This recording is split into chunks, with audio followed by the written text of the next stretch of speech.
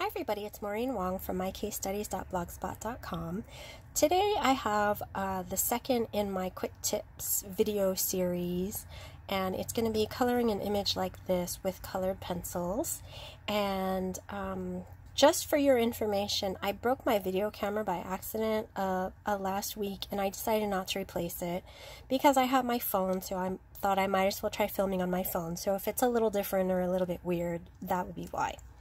But anyway, so I'm using this particular stamp set called Beautiful Day from Altenew, and it has 3 different images to layer, or different steps to layer, and then plus the final outline with the detail. You don't necessarily need the outline for this, but that's what I started with, so that would be helpful. If you don't have a layering set that has the outline, I'll tell you what to do while I'm sharing my tip with you. So basically my tip is I wanted to stamp the outline, and you can see I stamped it twice. There it is again. I stamped it using My Favorite Things in the Buff dye ink, and I used my Misty because I needed to stamp it I think about 3 times to get this darkness, and because I wanted it to look like a no line coloring in the end. And of course you can use anything you want, but that's what I chose for this paper. And by the way, this paper is called Toned Tan Sketch Paper, and I got it from Amazon, and it comes in a paper version and a cardstock version, and it has 50 sheets. It comes in this smaller size, or there's a bigger size, but I got this smaller size because it is actually the perfect size to make 2 A2 size card fronts. You just pull the sheet out, and then when you put it in your paper trimmer at 5.5 inches, it actually cuts this part over here, all these holes and things off. And then if you cut it down the middle, you've got a 4.25 size. So that is the A2 cardstock, A2 card size, sorry. And this is a great example of one other thing you can do with this kind of paper. There's also a gray one, by the way, and you can see these 2 examples where you can actually stamp in black and then just put in black shadows and white highlights. And that was a really popular technique for a while, and I think it is still just a really great result. I love the look of this. So these are 2 papers that are really good for that, and they're really affordable, especially because you get 50 sheets, which equals 100 card fronts.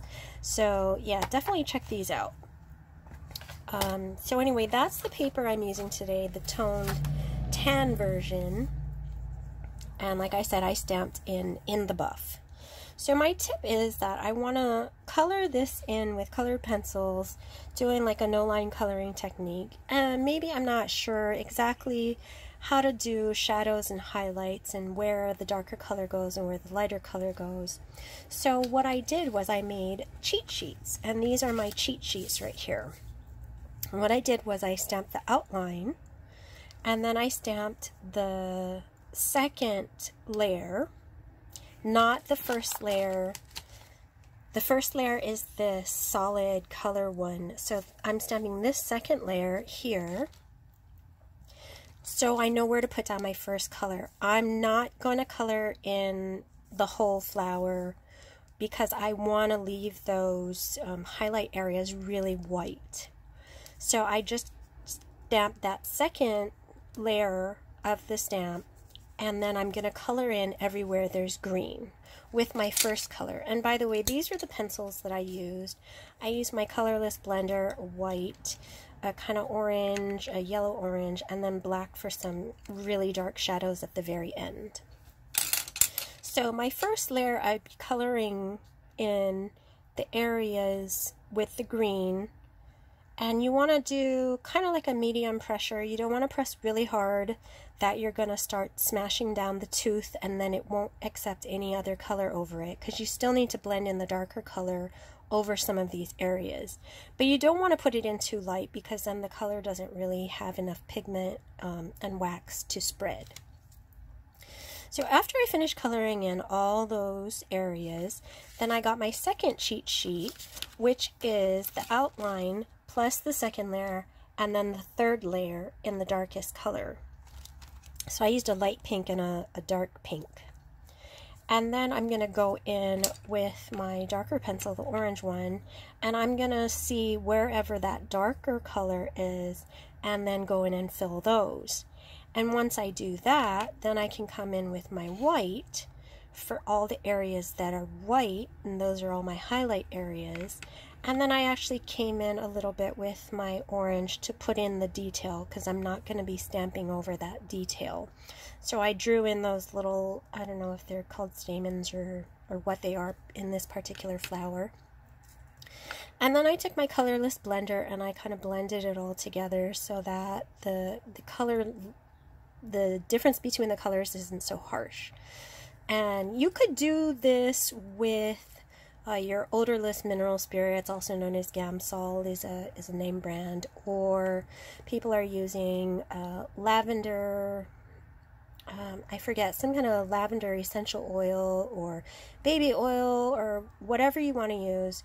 But I just wanted to do it with colored pencils, and the colorless blender is actually really, really useful. Versus blending with your white, you're going to dull down all of your color. And I wanted it to stay this really nice, vibrant color.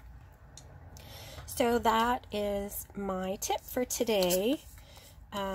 Making your cheat sheets with layering stamps. Oh, and I was going to tell you how to do it if you don't have the outline. What I would probably do is stamp this solid part with a very light ink, like the In the Buff that I was talking about, and then I would color over with this this color. So my cheat sheets would be kind of the same, except instead of just being white, there would be a really, really light color underneath and then the green. And you're going to ignore the light color that you stamped that first layer with, because those are going to end up being the highlights. So just leave those blank and then color in whatever is colored on the second layer and then whatever is colored on your third layer. And you can kind of differentiate the petals by using your black. Wow, I don't know where my black pencil, oh, here it is, my black pencil. So you can draw in your own details if you want, and it doesn't have to be, oh, I'm drawing this line for a petal. You can actually draw the line next to the petal to show that there's a shadow, because that petal is in front of the petals in the back. So it does take a little bit of thought and kind of knowing how things go, but using these cheat sheets is a really, really handy tool to get you to where you're almost finished, or you could be completely finished just by using the cheat sheets.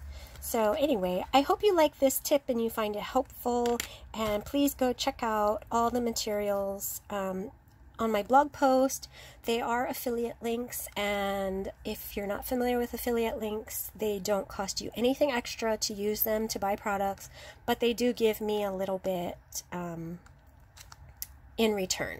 So I would really appreciate it if you decide to buy any of these products, if you use my affiliate links. They're over at my blog post, which is down below. The link is down below.